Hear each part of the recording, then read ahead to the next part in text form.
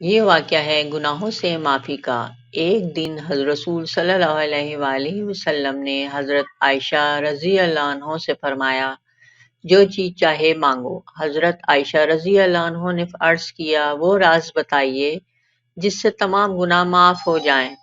حضور صلی اللہ علیہ وآلہ وسلم نے فرمایا، وہ یہ راز ہے کہ جب کوئی مومن کسی دوسرے مومن کی کانٹا چبھنے کے برابر تکلیف رفع کرتا ہے تو اللہ اس کے تمام گناہ معاف کر دیتا ہے اور جنت میں اسے اعلیٰ درجہ ملے گا۔ جب صحابہ کرام کو یہ معلوم ہوا تو وہ بے حد خوش ہوئے، لیکن حضرت ابو بکر صدیق رضی اللہ عنہ نے رونا شروع کر دیا۔